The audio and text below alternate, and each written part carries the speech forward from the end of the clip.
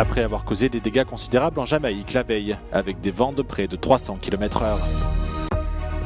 Une vaste opération de police lancée contre un gang de narcotrafiquants de Rio de Janeiro a fait au moins 64 morts ce mardi. Plus d'une demi-tonne de drogue a été saisie. Israël a continué de frapper Gaza, tuant au moins 50 personnes ce mardi selon la défense civile. Dans le même temps, le Hamas est accusé d'avoir mis en scène la découverte supposée du corps d'un otage. Après avoir durement frappé la Jamaïque, l'ouragan Melissa a atteint Cuba mercredi matin avec une intensité légèrement réduite. La tempête a touché terre dans le sud-ouest de la Jamaïque mardi, avec des vents de près de 300 km/h et des pluies diluviennes. Le Premier ministre Andrew Holmes affirme que l'île est une zone sinistrée, alors que des centaines de milliers de personnes sont toujours privées d'électricité.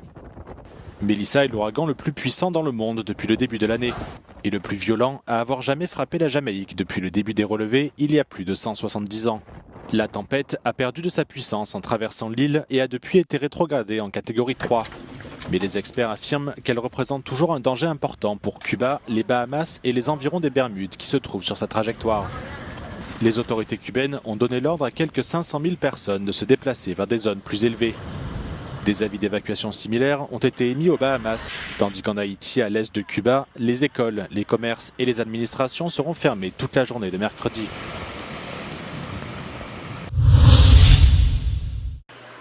Deux ensembles de favelas du nord de Rio de Janeiro ont été le théâtre ce mardi de véritables scènes de guerre. Une vaste opération policière menée contre un gang de narcotrafiquants a donné lieu à d'importantes fusillades et ayant fait au moins 64 morts, dont 4 agents, ont indiqué les autorités. Ces raids, parmi les plus violents de l'histoire récente du pays, ont mobilisé plus de 2500 policiers et gendarmes. Plus de 80 suspects ont également été arrêtés et un nombre indéterminé de personnes ont été blessées, parmi lesquels des policiers, des trafiquants présumés et de simples habitants. Selon le gouverneur de l'État, 93 fusils d'assaut et plus d'une demi-tonne de drogue ont été saisis lors de ce qu'il qualifie de la plus grande opération de ce type dans l'histoire de la ville. Il a précisé que les personnes tuées ont résisté à l'action de la police et que les attaques contre les agents ne resteront pas impunies. Ces raids ultra-violents ont choqué jusqu'au Haut-Commissariat des Nations Unies aux droits de l'homme qui s'est dit horrifié, a réclamé des enquêtes rapides et a rappelé aux autorités leurs obligations en vertu du droit international. Le Premier ministre israélien Benjamin Netanyahou a ordonné mardi soir à l'armée de mener des frappes puissantes sur la bande de Gaza, fragilisant ainsi un peu plus le cessez-le-feu conclu sous l'égide des États-Unis le 10 octobre. Au moins 50 personnes, dont 22 enfants, sont mortes dans le territoire palestinien selon la défense civile contrôlée par le Hamas, dans ce que l'armée israélienne affirme être une réponse à l'attaque de soldats à Rafah. Le Hamas a assuré n'avoir aucun lien avec ces tirs et continue d'afficher son engagement envers la trêve. Pour Donald Trump, ces nouvelles frappes israéliennes ne compromettent en rien l'accord de cessez-le-feu et estime qu'Israël a eu raison de riposter. Le Hamas, qui doit toujours rendre 13 dépouilles d'otages, a été accusé par Israël d'avoir mis en scène la découverte supposée d'un corps et d'avoir diffusé des images pour appuyer ses propos. Les frappes à longue portée de l'Ukraine sur les raffineries ont réduit la capacité de raffinage du pétrole de Moscou de 20%, a déclaré le président ukrainien Volodymyr Zelensky. Dans des annonces publiées mardi, le président ukrainien a ajouté que plus de 90% de ces frappes profondes ont été effectuées au moyen d'armes à longue portée fabriquées en Ukraine. Il a déclaré que son pays avait besoin d'une aide financière étrangère supplémentaire pour produire davantage de ces armes. Ces annonces ont été faites alors que le président américain Donald Trump a révélé la semaine dernière mettre en place des sanctions contre les géants pétroliers russes Rosneft et Lukoil. Ces sanctions devraient rentrer en vigueur le 21 novembre et sont assorties de la menace de sanctions secondaires contre les banques étrangères qui gèrent leurs transactions. En réponse, Lukoil a déclaré qu'elle vendait ses actifs internationaux. La société participe à des projets pétroliers et gaziers dans 11 pays, possède des raffineries en Bulgarie et en Roumanie, ainsi qu'une participation à hauteur de 45% dans une raffinerie aux Pays-Bas. Volodymyr Zelensky a déclaré qu'il espérait que la rencontre prévue entre Donald Trump et son homologue chinois Xi Jinping en Corée du Sud cette semaine conduirait à de nouvelles sanctions des achats de brut russes.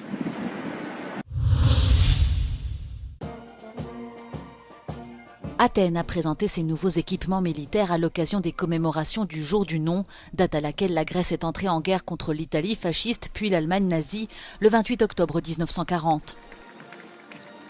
Tout au long du traditionnel défilé, les spectateurs ont pu admirer les nouveaux systèmes anti-drones grecs Kentavros et des armes à intelligence artificielle. Ces armes ont été testées sur les frégates grecques participant à l'opération Bouclier en mer Rouge pour déjouer les attaques de drones des Houthis il y a quelques mois. Ζούμε σε ταραγμένους και δύσκολους καιρούς. Όμως η στρατιωτική παρέλαση την οποία παρακολουθήσαμε σήμερα μας κάνει όλους να αισθανόμαστε ήσυχους. Ότι οι ένοπλες δυνάμεις είναι πάντα εδώ για να υπερασπιστούν αυτήν την ελευθερία για την οποία οι πρόγονοί μας αγωνίστηκαν. Οι ένοπλες δυνάμεις βρίσκονται σήμερα σε μια διαδικασία ίσως του σημαντικότερου μετασχηματισμού στην ιστορία τους. Face aux tensions régionales en Méditerranée orientale avec la Turquie et aux nouveaux défis stratégiques européens, Athènes veut moderniser ses équipements et accroître son autonomie militaire. En avril dernier, le Premier ministre grec a annoncé la refonte complète des forces armées avec des investissements à hauteur de 25 milliards d'euros. La Chine a signé ce mardi une version élargie de son accord de libre-échange avec l'Association des nations de l'Asie du Sud-Est, dans le but de consolider une alternative aux politiques protectionnistes du président américain Donald Trump. Le Premier ministre chinois Li Qiang a souligné qu'une coopération régionale renforcée pourrait aider à surmonter les incertitudes économiques mondiales. Cette nouvelle mouture marque la troisième révision de l'accord signé conjointement par Li Qiang et son homologue malaisien Anwar Ibrahim lors de la clôture du sommet annuel de l'Alliance à Kuala Lumpur. L'accord vise à instaurer un environnement commercial plus stable pour les pays membres de l'organisation, durement touchés par les hausses des droits de douane décidées par Washington. Il entend faciliter l'accès aux avantages commerciaux, ouvrir davantage les marchés aux petites entreprises, simplifier les procédures non tarifaires et réduire les barrières réglementaires. Cette initiative intervient alors que les tensions commerciales entre les États-Unis et la Chine restent vives. Donald Trump continue de dénoncer ce qu'il qualifie de relations commerciales injustes en faveur de Pékin. Les deux puissances ont même brandi la menace de droits de douane dépassant 200%, un scénario qui aurait pu déstabiliser les marchés mondiaux.